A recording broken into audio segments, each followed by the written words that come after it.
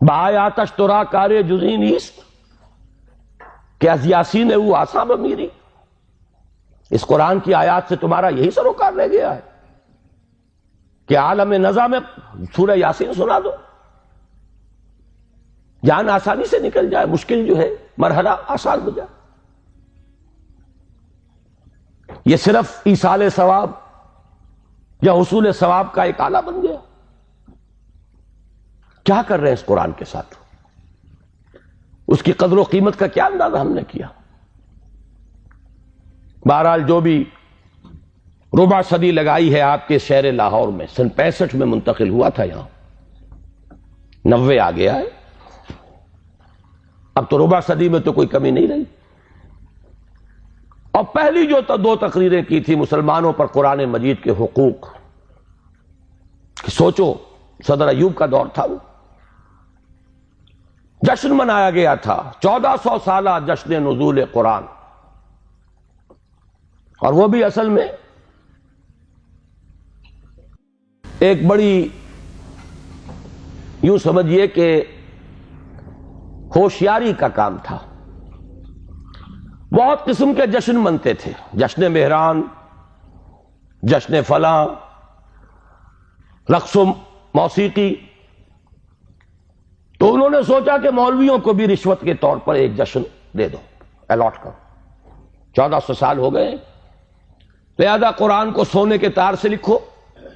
ایک تو یہ کام، اور دوسرے یہ کہ قرات کی محفل منعقد کرو.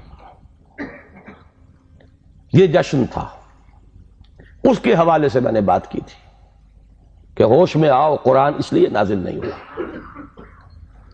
جب یہ موعظہ تھا، جب یہ شفاء لما فی الصدور تھا، جب یہ ھدی للناس تھا، جبکہ یہ موجب رحمت تھا، پورا قرآن بھی لوگوں کے پاس نہیں تھا. کہیں پرزوں پہ لکھی ہوئی صورتیں، کہیں اونٹ کے شانے کی ہڈی پر، سکیپولا پر لکھی ہوئی کوئی صورت. شاذ کسی کو کاغذ دستیاب ہوتا تھا. کہیں مابین الدفتین تو قرآن تھا ہی نہیں.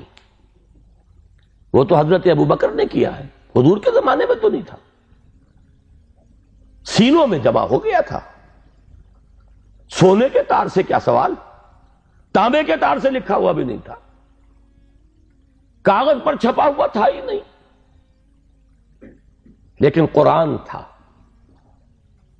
سینوں میں تھا. بل هو آیات بینات فی صدور الذین اوتوا العلم، سینوں میں تھا. اس قرآن نے انقلاب برپا کیا. آج ہم 1,000 روپے کا نسخہ جو ہے خرید کر بچیوں کو جہیز میں دیتے ہیں، لیکن یہ کہ وہ قرآن حقیقت میں نہیں ہے. لا یبقى من الاسلام الا اسمہ ولا یبقى من القرآن الا رسمہ. رسم الخط ہے. تو دوڑ پیچھے کی طرف ہے گردش ایام تو، ضرورت ہے لوٹنے کی قرآن کی طرف. اس لوٹنے کے لیے اپنی جگہ پر خود بھی آدمی طے کرے جو کمی ہے. اگر قرآن مجید آپ نے ناظرہ بھی نہیں پڑھا ہے تو شرمائیے نہیں، اس کمی کی تلافی اب کیجئے. اور میں کہا کرتا ہوں کہ حضور کی بسم اللہ ہوئی تھی 40 برس کی عمر میں، جب قرآن کی پہلی آیت نازل ہوئی ہے اور حکم ہوا اقرا. آپ نے یہ کہا تھا ما انا بقاری، میں تو پڑھنے والا نہیں ہوں، پڑھا ہوا نہیں ہوں. 40 برس کی عمر تھی تب قرآن پڑھنا شروع کیا. It's never too late. قرآن پڑھیے، قرآن سمجھیے، قرآن پر عمل کیجئے.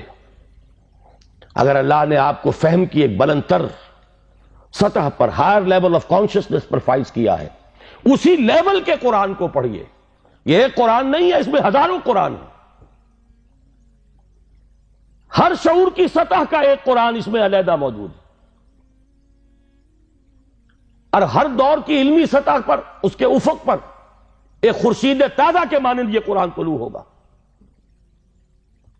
لیکن ضرورت ہے اس میں لگنے کی، کھپنے کی، اس میں ڈوبنے کی، اس میں غوطہ زنی کی. قرآن میں ہو غوطہ زن اے مرد مسلمان. اس سے ذرا آگے بڑھیے.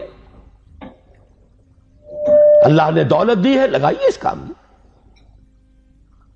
اور اللہ نے اولاد دی ہے جو سب سے بڑا ایسٹ ہے انسان کا، جو اصل صدقہ جاریہ ہے، تو لگائیے اس کام میں۔ ابھی میرے ایک بڑے عزیز دوست،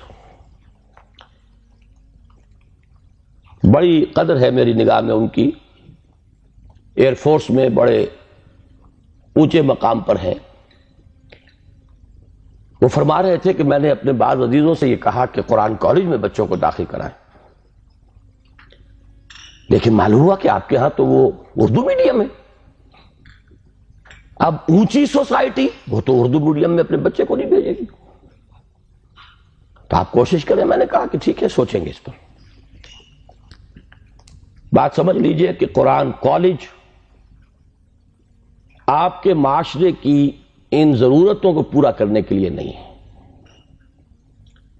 قرآن کالج ان دیوانوں کے لیے ہے جو طے کر لیں کہ ہمارا مطلوب و مقصود دنیا نہیں آخرت،